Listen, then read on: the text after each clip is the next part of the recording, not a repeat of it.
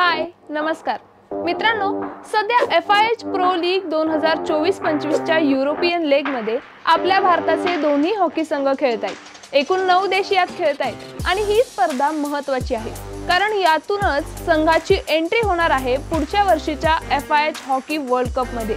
चला तर मग ही स्पर्धा नक्की काय आहे हे जाणून घेऊयात। FIH प्रो लीग ही आंतरराष्ट्रीय हॉकी महासंघ म्हणजे FIH कडून आयोजित करण्यात येणारी एक वार्षिक हॉकी स्पर्धा आहे। ही स्पर्धा पुरुष आणि महिलांसाठी स्वतंत्रपणे घेतली जाते। ही लीग पहिल्यांदा सुरू झाली होती 2019 मध्ये।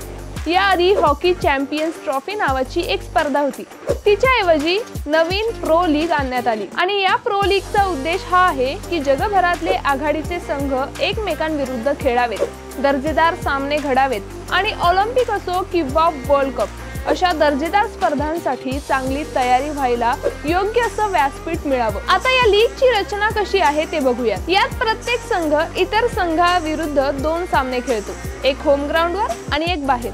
प्रत्येक सामन्याचे गुण मिळतात, जिंकल्यावर 3, ड्रॉ झाला तर 1 आणि पराभवाला 0। संपूर्ण सीझन हे सामने वेगवेगळ्या देशांमध्ये खेळले जातात आणि मग सीझनच्या शेवटी सर्वाधिक गुण मिळवणारा संघ विजेता ठरतो। आता भारताच्या सहभागाबद्दल बोलूयात। भारताने 2020-21 साली प्रो लीग मध्ये प्रवेश केला। 2022 मध्ये भारत उपविजेता ठरला होता।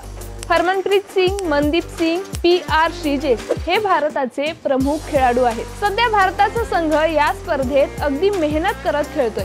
पुरुष संघाची नेक्स्ट मॅच आता असणार आहे 21 जूनला बेल्जियम विरुद्ध, तर महिला संघाची पुढची मॅच आजच आहे अर्जेंटिना विरुद्ध।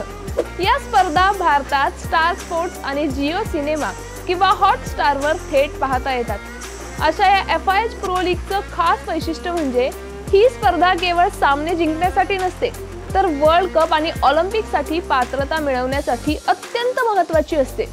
सो आपल्या दोन्ही टीम्सना सपोर्ट करत स्पोर्ट्स फॅन्सनी ही लीग एन्जॉय करायलाच हवी, कारण ही लीग म्हणजे हॉकीमध्ये आंतरराष्ट्रीय यशाच्या दिशेने एक महत्त्वाचं पाऊल ठरू शकते। अशाच क्रीडाविषयक ट्रेंडिंग अपडेट्ससाठी AGC स्पोर्ट्सला नक्की सबस्क्राइब करा।